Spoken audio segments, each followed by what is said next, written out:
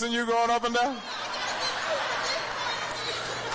So, but in order to make this happen, we've got to elect somebody who's got a track record of taking on lobbyists. I passed the toughest ethics legislation since Watergate, eliminating meals, gifts, banning corporate jets from lobbyists to members of Congress, making sure they had to disclose who they were bundling money from and who they were giving it to. That's the kind of track record that you can count on when you are asking yourself who's actually going to bring some genuine oversight to these financial markets in the future. All right? All right. Gentleman in the hat. Right back there.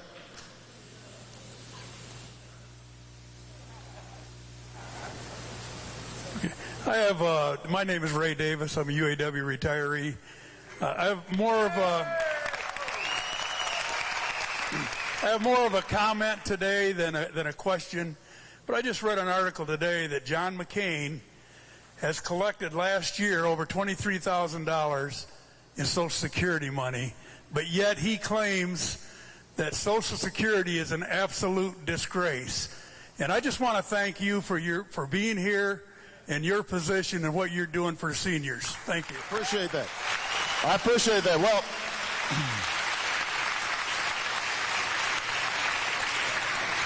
here's another example of the no change express here. John McCain has said that he's interested in pursuing privatization along the lines that George Bush did when it comes to Social Security. I think that's a bad idea. I think that's a bad idea. I believe that people should be able to have private accounts to save for their retirement, which is why I've put forward a plan that says every employer's got to set up an automatic enrollment plan for a tax deferred savings plan, and we'll kick in $500 to help get savings started.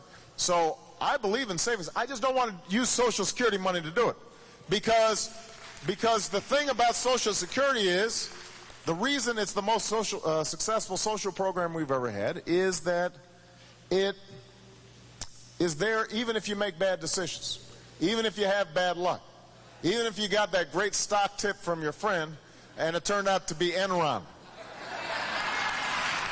You know, you're still able to retire with at least something. And so what we need to do is not privatize, we need to shore it up. And I've said I don't want to raise the retirement age, I don't want to cut benefits. What I want to do is to raise the cap on the payroll tax just a little bit for those who are making more than $250,000 a year to help shore up the system. So, yeah, John McCain will say, well, you know, that's a tax increase. Listen, I cut taxes for 95% of people, including seniors.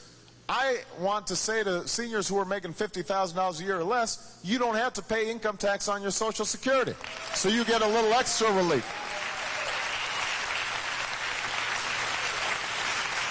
But I don't mind paying a little bit more myself just to make sure that the system is solvent for future generations. And that's a clear, direct contrast between myself and John McCain. So, you know, when you're talking to seniors out there, you know, you let them know, you know, because they may say, well, you know, John McCain, he's got more gray hair, you know, maybe he's the guy, you know, Obama, he can wait, he's a little younger. You know, you just remind them, listen, this guy's talking about messing with your Social Security. And what we need is somebody who understands government can't do everything, but it can provide some safety net, some security to people when they retire. That's, I think, one of its solemn obligations. It's an obligation I intend to keep. All right. Gentle lady right here.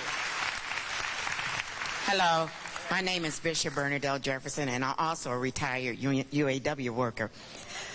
My question is, because we have 12% unemployment rate in Michigan, Flint, should know that even more. Thank you, Governor. But 2 months ago, they passed a bill to raise the energy heating price cost 40%. And they said that's just one of the increases for the next 5 years. We're having problems right now paying our consumer powers and our heating bill as seniors, and we're fighting to help protect them. But what do? There's study going up. We had people freeze to death last year. What are we going to do this year in the next 5 years? Well, I'm not familiar with the legislation that you're referring to, but there's no doubt that home heating prices could end up skyrocketing this winter. It is a big problem. It's something I'm very worried about. This is part of the reason why I've said let's have a second stimulus package. Let's have a second stimulus package that would essentially would accelerate, would start now, the tax cuts I'm proposing, so that people have a little more money in their pockets that can take them through winter, that can help to defray some of these rising costs of fuel. Now, that's short term. Long term, the only way that we are going to deal with rising gas prices and rising home heating prices is if we start having a real energy plan. You know, John McCain and I agree on something. He said, you know, part of the reason that we don't have a real energy plan is for 30 years, politicians in Washington, they've just been listening to the special interests. Well, he's right about that, except he's been there 26 of those 30 years. And during that time, he said no to wind power. He said no to solar power. He said no to biofuels. He just said no. Well, we need somebody who's going to say yes to clean energy, yes to innovation, yes to research and development. So what I've said is, look, as part of an overall package, we can explore additional offshore sites where there might be oil reserves. And we can probably do it in an environmentally sound way. But the truth of the matter is we only have 3% of the world's oil reserves, and we use 25% of the world's oil. We can't just drill our way out of the problem. When I saw those Republicans chanting, "Drill, baby, drill," what kind of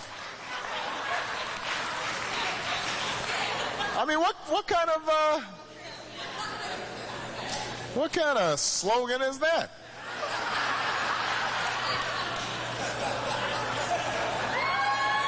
I mean, I can see if you're like cheerleaders for ExxonMobil, but that's not a vision for the American future. That's not a vision for the American future. What we need to do is we need to say, look, we are going to find new areas of production. We'll look at traditional energy sources like coal and nuclear and figure out how can we make them safer, make sure that they're not polluting and releasing carbon into the atmosphere. That when it comes to coal and with nuclear power, how do we store the radioactive material safely?